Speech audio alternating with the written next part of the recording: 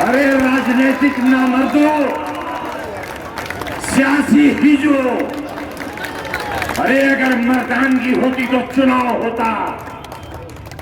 ये चुनाव था, ये राजनीतिक हिजड़ापन था।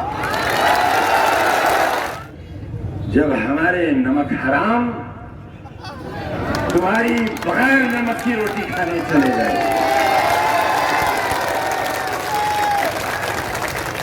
कुत्ता भी नहीं खाता वो रोटी जिसमें नमक न हो, गोश्त खाता है बगैर नमक का।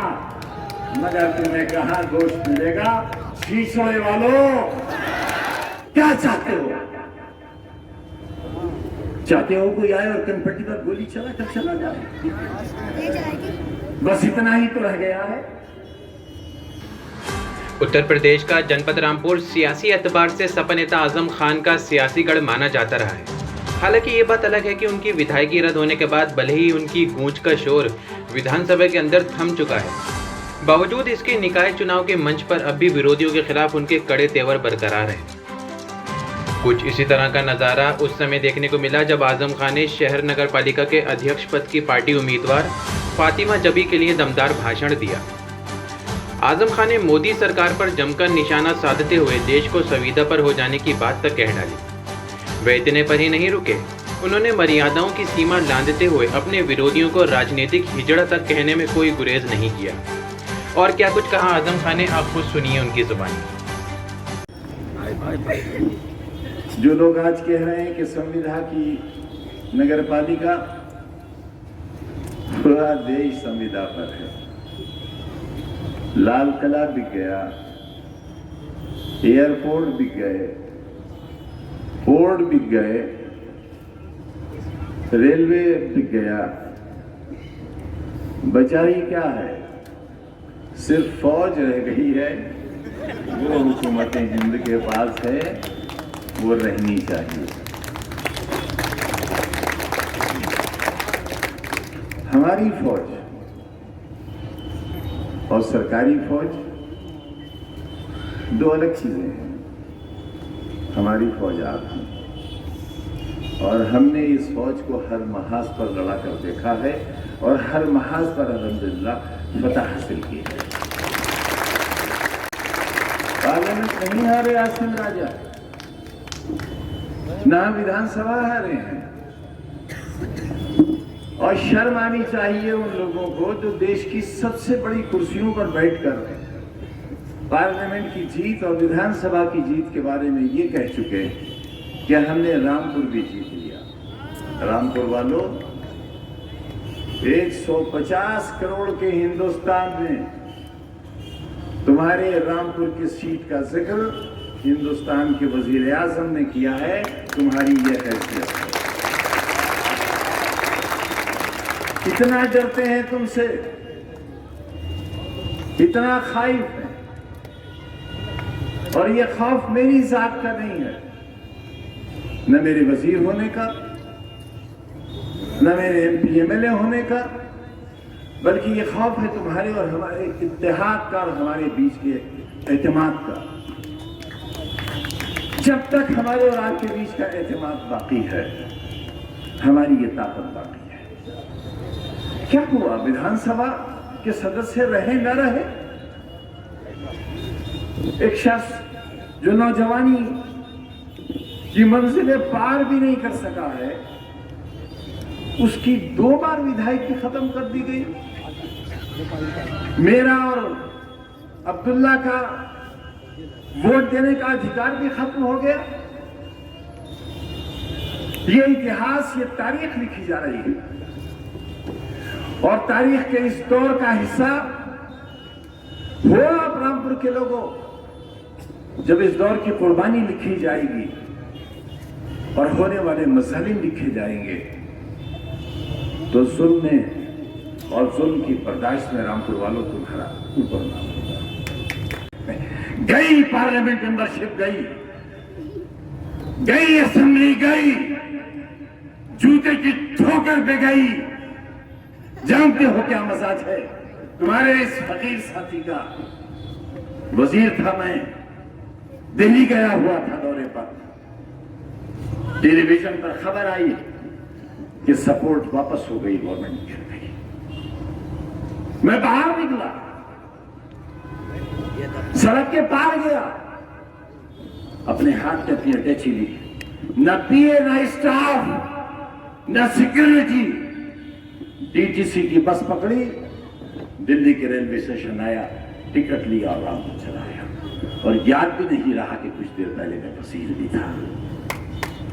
बताओ, कभी कोई शान, कभी कोई शौकत, कभी मेरी गाड़ी में हुटर की आवाज, हॉर्न की आवाज रामपुर वालों सुनी है किसी?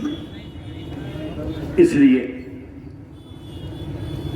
कि मुझे उनके कानों के पर्दे ज्यादा अजीज थे, आज भी हैं और कल भी होंगे। हमने ये शहर और सियासत का ये नक्शा उत्तर प्रदेश पर 4 बार कब्जा यूं ही नहीं किया। घर की मुर्गी दाल बराबर कुछ समझ लो, लेकिन 4 बार हुकूमत तुम्हारी मजबूत मुट्ठी के बगैर नहीं बनी है। और यही वजह रही कि खजाने के जिस बटन पर उंगली रख दी हमने, उस तिजोरी का ताला खुल गया रामपुर वालों तुम्हारे लिए।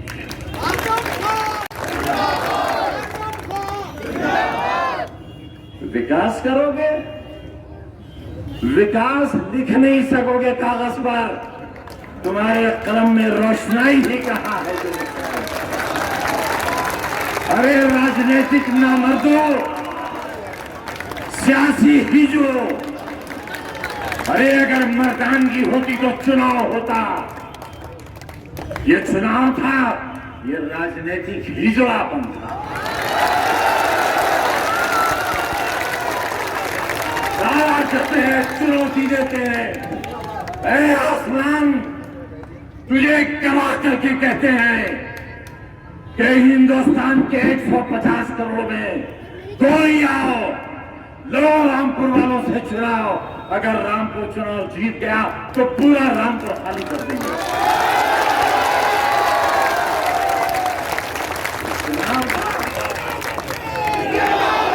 उस दिनों राजनीतिक हिजड़ों ये चुनाव था, पुलिस की ताकत पर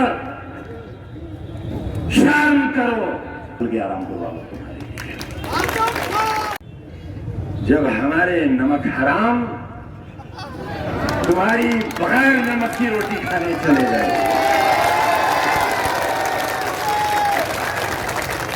कुत्ता भी यही खाता वो रोटी जिसमें नमक न हो, गोश्त खाता है बगैर नमक का। मगर तुम्हें कहां गोश्त मिलेगा छीछोड़े वालों? बताओ, इस महफिल में कोई कमी है? अगर इस गली से 4 भौंकने वाले चले जाएं तो 40 और आ जाएंगे। इतना ही हुआ है, मगर हम भी ठेला मार रहे हैं। ढेला देखो, मारा ढेला स्वार में क्या होता है जानते हो? बड़ा सेहतमंद कुत्ता लेकर आओ, मगर जंजीर पकड़ के रखो हाथ में, और फिर मारो ढेला, बड़ी जोर से भौंकेगा। जब पूरा भाग चुके दोबारा ढेला मारो, फिर भौंकेगा। और एक वक्त आएगा कि तुम्हारे पास ढेले तो रह जाएंगे, पर कुत्ते का मुंह खुलता हुआ नजर आएगा।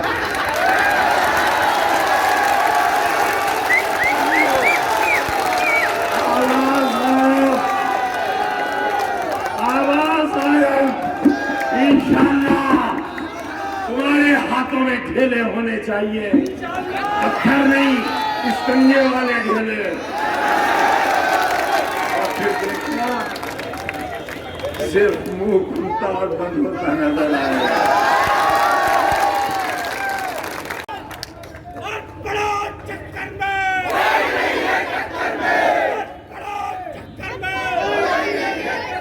क्या चाहते हो आप मुझसे और